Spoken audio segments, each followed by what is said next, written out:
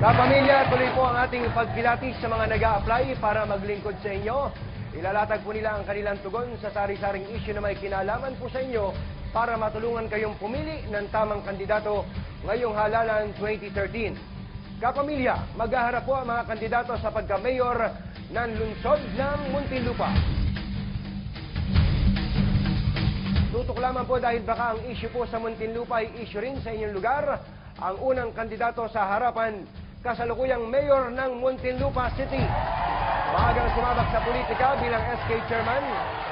Naging konsehal mula 1995 hanggang 2001. 2004 nang maging vice mayor. Noong 2007, nahalal po siya bilang mayor ng lungsod. Mayor Aldrin San Pedro.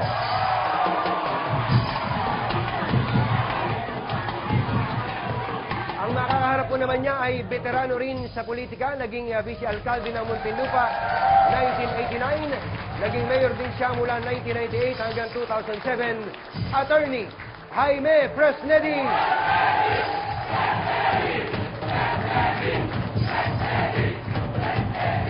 Pasyalan nga po natin ang Muntinlupa para makita ang syudad na pinaglalabanan ng ating dalawang kandidato. Matatagpuan mahigit 20 kilometro sa timog ng Metro Manila. Maituturing na isa sa mas nakakaangat na lungsod ang Muntinlupa. Nahahati ito sa 2 distrito na binubuo ng 9 na barangay. Dito rin makikita ang ilan sa mga magagarbong subdibisyon sa Kalakang, Maynila. Minsan na ring nabansagang tapunan ng mga kriminal ang lungsod dahil dito matatagpuan ang Bureau of Corrections at New Bilibid Prisons. Dahil sa mga kalamidad na nagdaan, isa ito sa mga naunang lungsod sa Metro Manila na nagpatupad ng ordinansang nagbabawal sa paggamit ng plastic at styrofoam. Patuloy raw na gumaganda ang ekonomiya ng Muntinlupa dahil na rin sa bilis ng pagsulpot ng mga establishmento doon. Dagdag na rin dito ang mga pangunahing kalsada at public transport system. At sa darating na eleksyon, umaasa ang mga taga Muntinlupa na mas mapapabuti na mga bagong mahahalal ang kalidad ng pamumuhay sa lungsod.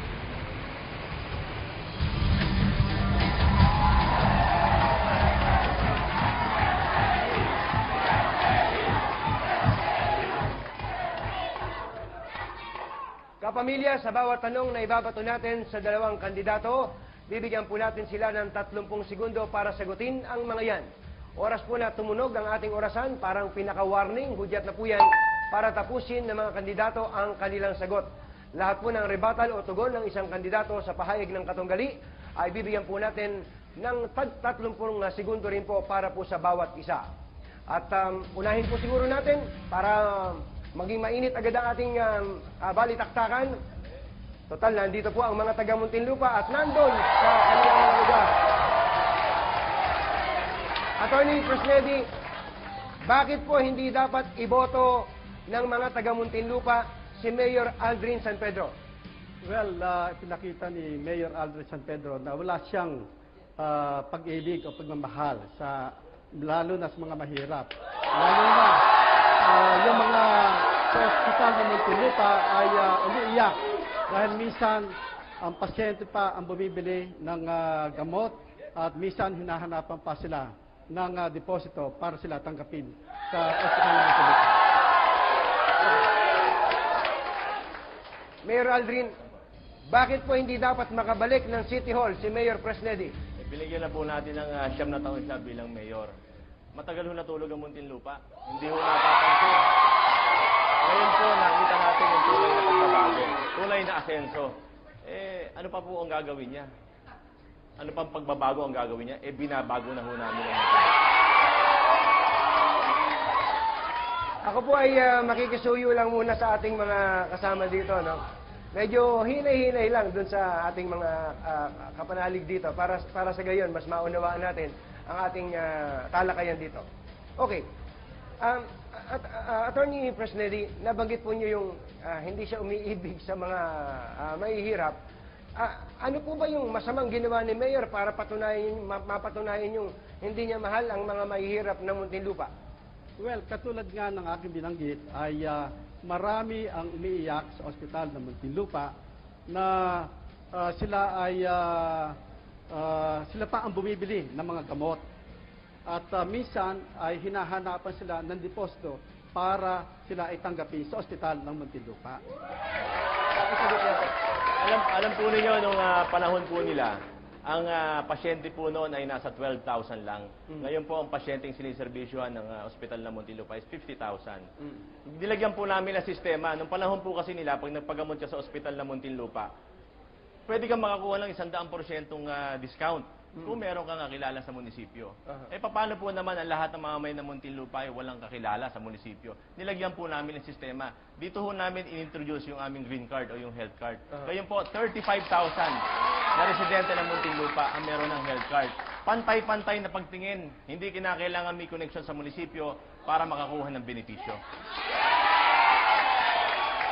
Mayor Presnedi, ganun mo ba talaga sa inyong panahon? Kailangan muna ng connection bago tumulong sa mga nangangailangan? Well, ang taong bayan na makapagsasabi, hindi lumalapit, walang kilala, kundi ito ay serbisyo para sa taong bayan. Ngayon, noong panahon ko, 78 million ang budget. Ngayon, 314 million ang budget sa Osmun. Noong panahon ko, 78 million. Bakit walang gamot? Bakit kinakailangan na bumili ng gamot ang pasyente? Okay.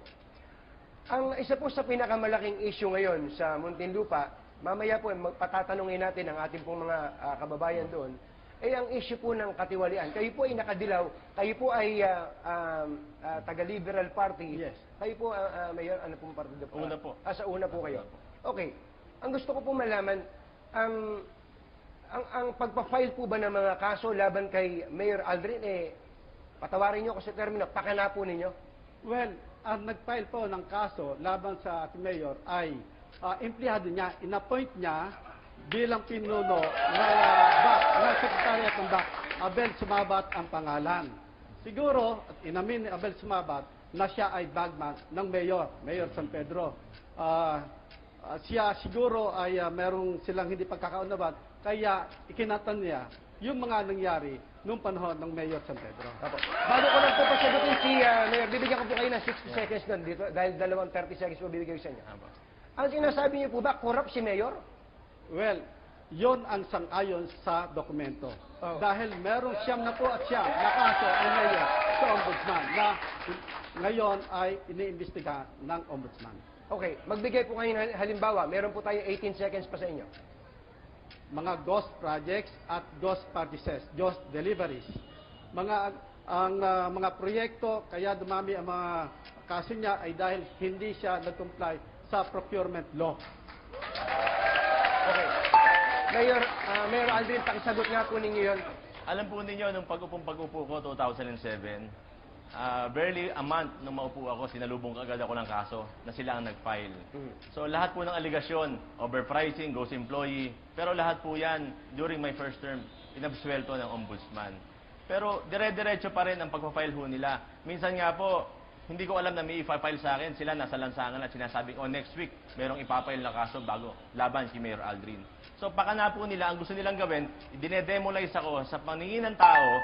Maraming kasong ipina-file po sa akin, pero ano po ang nangyayari? Nagpapamedya sila, pinapadyaryo po nila, hindi ko po sinasagot. Pero katunayan po, 3 weeks, barely 3 weeks ago, ang Civil Service at ang DILG, nakakuha po ng award ang Muntinlupa as one of the only LGU sa NCR na pumasa po with passing grade dun sa Anti-Red Tape Act. So ibig sabihin yung sistema ng tamang pamamalakad, walang korupsyon, transparency, nandun po sa amin na hindi nakuha ng iba. Sino po ang paniniwalaan nyo? Yung may interest o yung pong dalawang ehensya ng gobyerno na independent na nagsasabi ito ang ginagawa ng Muntinlupa? Maraming salamat po, Mayor Aldrin. Okay, 9 na taon po siyang Mayor. Ang alam ko, yung huling 3 taon niya, Vice Mayor po. Yes. Vice Mayor po kayo. Anong klase pong Mayor si Attorney Presnedi nung po siya Mayor? Kung ang pag-uusapan ay katiwalian. Actually, marami ho silang kaso ngayon eh. Corrupt po ba si Mayor Presnedi? Masasabi ko, tinatago lang po niya. Actually, noon pong huling termino niya, ngayon po may kaso sila sa ombudsman eh. Huling termino niya, nagpa-clear ka agad siya sa accounting office. Pero yung nag-clear po sa kanya, resigned na as an accounting officer. Ba't po siya nagmamadali? Ba't ayaw niyang antayin na yung tamang ahensya at tamang tao ang mag-clear po sa kanya? Opo. Pakisagot niyo po, Mayor Fresnelli. Well, yung pong sinasabi niyang kaso ay tungkol po sa intelligence fund. Sandali lang po. Ang sabi po niya, kayo daw po'y corrupt, kaya lang tinatago niyo lang. Pag corrupt kayo, ang taong bayan, magsasabing corrupt ka. Ang negosyo ko, nung ako'y pumasok sa gobyerno, ay iisang negosyo ko. Nung lumabas ako, iisang negosyo ko. So hindi po kayo yumaman sa pwesto? Ang taong bayan magsasabi, hindi po ako yumaman sa bilang mayor. 9 na taon po ako bilang mayor. Si Mayor San Pedro po. Well, napakarami po mga sasakyan, napakarami mga mansyon, at pinagmamalaki po ng mayor at ng kanyang tatay na napakarami ng pera at hindi mananalo si Mayor Fresnelli dahil walang pera si Mayor Fresnelli. Kami ay napakaraming pera. Pakisagot ko po. Nung pong Nagpayaman ho ba kayo sa pwesto? Hindi po. Nung pong kumandidato ako ng mayor ng 2007, nasabi po nila, hindi mananalo yan si Mayor Aldrin. Walang pera yan eh. Di ba ho? Pero kami ho ay mga negosyante. May negosyo ho kami. May inipon ho kami para dyan. Ang lahat po ng bagay na malaki nagsisimula sa maliit. Pag ang isang maliit na bagay, napalaki ninyo, ibig sabihin magaling kayo. So ganun po ang ginawa namin. Marunong ho kami maghanap buhay.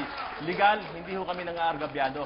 Pero katulad po ng panahon nila, meron po silang slaughterhouse. Meron nung gustong pumasok para magtayo ng slaughterhouse. Pero hindi mo nila pinapayagan. Walang ibang pwedeng pagkatayan ng karne kundi sa slaughterhouse lamang nila. Thank you very much po. Gentlemen, meron pong tanong ang isa po ninyong constituent yan po sa Muntinlupa. Sa lahat po ng mga kumakandidato sa Muntinlupa, tanong ko lang po sa inyo, paano po ba mapapabuti ang health services natin? Ang unang-unang problema po, pag may mga sakit po yung mga bata, kulang na kulang po yung mga gamot sa health center. Lagi pong walang gamot. Well, parang na-discuss po natin yung bahagi nito, pero briefly, Mayor Aldrin, go ahead po. Kaya nga po yung hospital ng Muntinlupa na dinatnan namin na hindi tama ang pamamalakad noon, ini-improve po namin, kaya may health card po tayo. Dati-rati ho, wala ho tayong dialysis machine. Dati ho, wala ho tayong CT scan. Dati ho, wala tayong mammogram machine. Dati po, yung mga ibang pasilidad doon ay luma, hindi ho maintindihan kung paano gagamitin. So ito po, i-improve natin kasi nandyan na ho yan eh. Hindi naman namin pwedeng isara yan at huwag patakbuhin. So kung ano yung minala natin, kung ano yung hindi tamang ginawa nun, let's improve it para pakinabangan ng mga mamayan. Salamat po. Mayor Fresnelli, ano po ang sagot nyo sa problema sa kalusugan na binabanggit ng inyong kababayan? Well, ang mga tao mismo nagsasabi, Mayor, wala hong gamot sa Osmond. Mayor, hindi nawala na ho yung 75%. Mayor, hinahanapan na po kami ng deposito. Ito ba ang buti pa, Mayor, ng panahon ninyo? Ngayon po, talaga, pag wala kang pera, ay hindi ka makakapasok sa Osmond. Pag wala kang kilala, kawawa ka, Mayor. Hindi ka makakalabas, Mayor. Okay, meron pa pong tanong ang isa nating kababayan sa Muntinlupa. Tatanong ko sa kanila yung masilusyonan yung mga tricycle dito yung legal na bumabiyahe rito.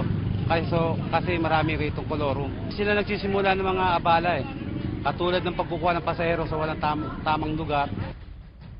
Okay, unahin ko po kayo ng Mayor. Ang City Hall po, may parang tricycle regulatory unit or board.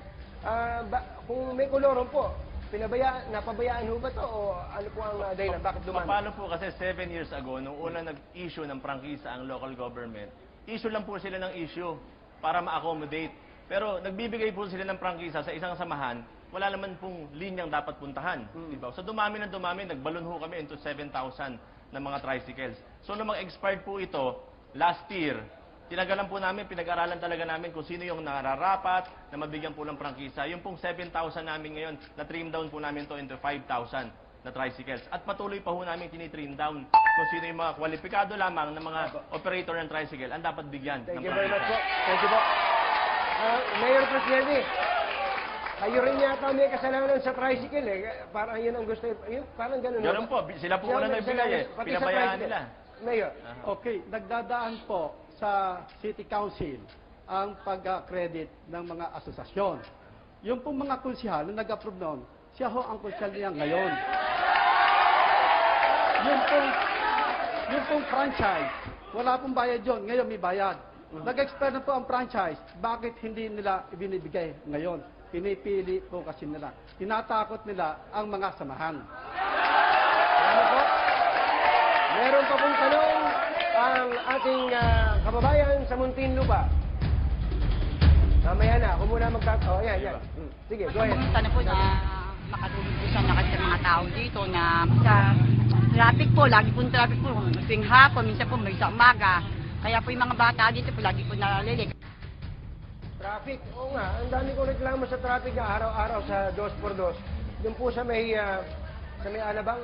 Bakit ito ba? Alam po niyo yung traffic is sign of progress. Kaya lang po, noong pong 2002, ang dating mayor, nag-approve po ng CARES program. Ito po yung alternative route kung saan papasok ka sa subdivision at mabilis ka makaka-access kung saan ka man pupunta.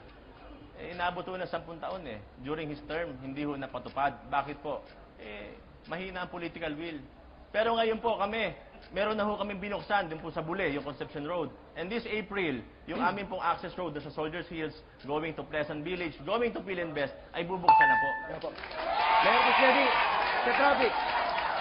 Okay, yung pong sinasabi niya sa Bele, nagkaroon po kami ng negotiation noon.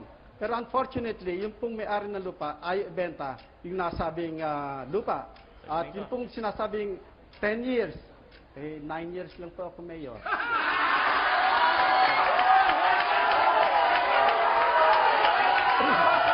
Katunig, pwede ako sumigat. 9 years po siyang mayor. Pero 2002, nung inaprubahan po. 2002, di ba ho? Ang sinasabi po niya, ayaw ibenta nung may-ari. Isang property po yung pinag-uusapan namin po yung property nyo nung ayaw ibenta ng may-ari. Ano sabi ko sa kanya? Hindi mo pwedeng hindi ibenta yan. Kung ayaw mo, i-expropriate ko yan. Dahil ang makikinabang dito, ang taong bayan. So, nabuksan po namin. Salamat po, gentlemen.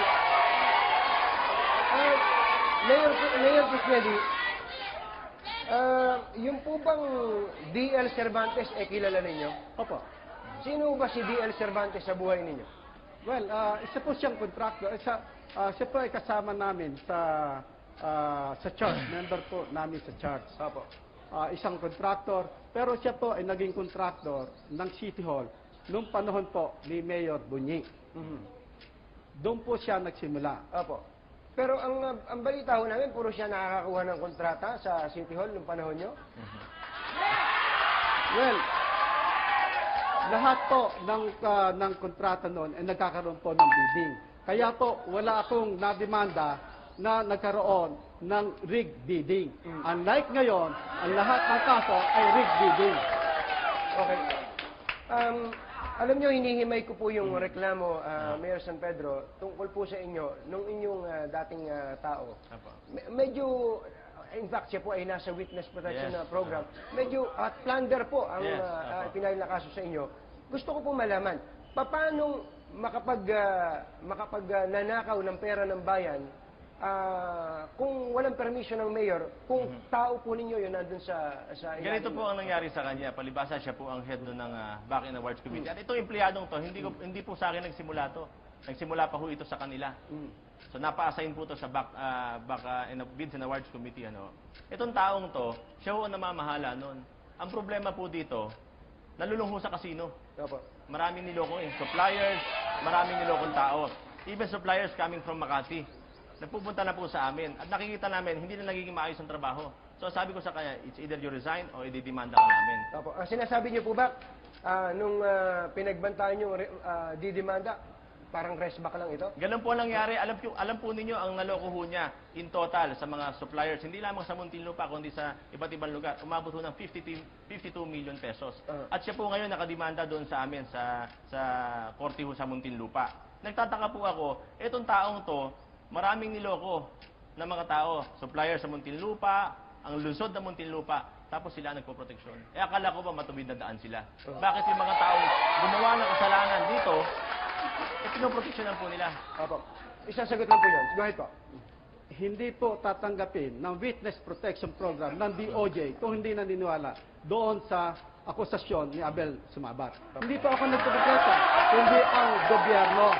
Dahil nanganganib ang life ni Abel Sumabat, dahil maraming pagtatangka sa kanyang buhay. Hindi pa ako nagpoprotekta, ang gobyerno. Okay. Gentlemen, bibigyan ko po kayo ng pagkakataon para tanungin niyo po ang isa't isa. Attorney Fresnedi, Mayor Fresnedi, ano po ang gusto itanong kay Mayor San Pedro? Go ahead po. Sa website ng... Magtinginan po kayo. Okay. Sa website ng COA, as of December 31, 2011, ang utang ng Muntinlupa ay 2,306,000,000. Totoo ba to o hindi? Hindi po totoo. Paano po kayo magkakaroon ng utang ng 2.3 billion na sinasabi niya kung ang inyong approved credit line is 1.5 billion lamang? Paano kayo makakautang ng gano'n? Anong hindi totoo? Anong ibig niyo sabihin?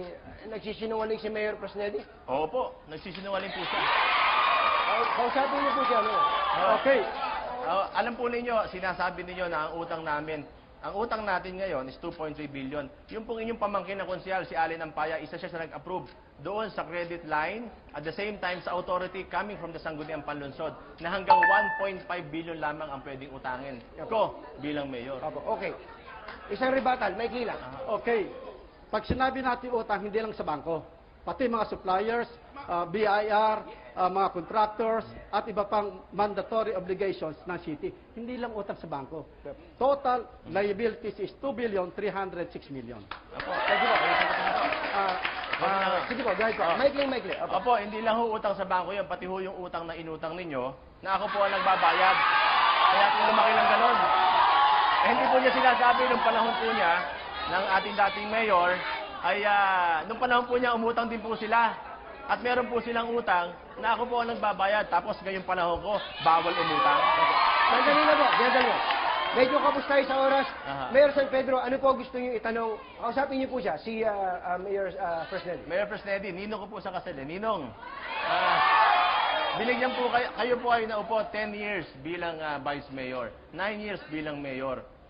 Alam po, mahabang panahon para ipakita ko anong dapat gawin sa lungsod ng Muntinlupa. Ako po, 6 years, yung hindi nyo nagawa, ginagawa ko po. Ano pa ang pwede nyo ipakita para sa lungsod ng Muntinlupa? Okay. Hindi sa ganda o sa street light or sa road ang asenso ng bayan, kundi ito ay nararamdaman ng taong bayan. Pero in your case, hindi nararamdaman. Ang nakita lang, pero hindi naramdaman na sila ay umasenso. Bilang panghuli po, Mayor Fresnedi, meron po ba kayong magandang masasabi sa katanggalin ninyo? Well, ang masasabi ko, gumanda talaga yung street light. Pero ito, nanggaling sa utang. Gumanda yung karsada, nanggaling sa utang. Ako, nung bumaba ko, 154 million, 259 million ang utang na iniwan ko. Pero meron akong iniwang pera, 215 million para pambayad niya sa aking utang. May maganda po ba kayong masasabi, Mayor Aldrin, kay Alam po ninyo, totoo lang dapat ang sasabihin ninyo. Yung pong iniwan niyan 215 million na sinasabi niya, eto, 215 million, pwede mong gamitin to para sa bayan. Hindi po totoo yon. Ang ginawa po nila, nung huling termino niya, huling buwan niya, pinagsama-sama niya yung pondong pwede pagsama-samahin sa ating pamahalang lungsod. Pero pag hinimay po ninyo, ano ba yung 215 million? Ito ho yung obligasyon para sa BIR, PhilHealth, GSIS, SSS, pati po yung PDAF ng congressman na ipinapasok sa local government. Sinama po nila. So ito po mga obligasyon po ito. Wala na po tayong oras. Kinapos na po tayo ng oras. Pero wala ho ako narinig na magandang sinabi nyo kay Mayor Fresnedi. Wala ho ba siyang magandang ginawa? Hindi, meron po siya mga ginawa. Meron po, hindi ko po sinasabing wala siyang magandang ginawa. Di ba ho? May mga eskwelahan po siyang ginawa. Lahat naman po kami mga ginagawa. Ang sa akin lamang po, sana kapag gagawa ka ng proyekto, hindi po yung gusto mo lang ipakita sa tao, oy, ako lang pagawa niyan. Dapat titimbangin po ninyo kung yung ginastos mo doon, sapat ba doon sa benepisyo ng tao? Dahil hindi mo pera yan. Pera ng taong bayan yan. Gentlemen, maraming salamat po sa inyo. Magninong pala kayo. Opo. Nagmano ba kayo sa kanya? Ayaw po eh. Ayaw po. Good luck po. Sabi nga po namin may the better man win. Sapagkat nung nakaraan, naglaban na po sila. hindi po pinalad si Mayor Fresnedi. Meron pong return bout ngayon. Ang mga taga Muntinlupa po ang magpapasya. Kapamilya, narinig niyo po ang dalawang panig na humihingi ng boto ng mga taga Muntinlupa. Kayo na po ang bahalang humasga sa kanila kung sino ang karapat-dapat na maging mayor de mayores ng Munti, ng loob at ng labas. Ay nako. Alam po niyo, huli na lang po ito. Kung ako, kasi ang pinakamayayaman tao nandun sa Muntinlupa. Ang pinakamahihirap nandun din sa Muntinlupa. Kung ako ang mangangampanya, ganito sasabihin ko. Si Anthony Taberna, kaibigan na mahihirap, lalo na ng mayayaman. Ako po si Anthony Taberna hanggang sa susunod na harapan.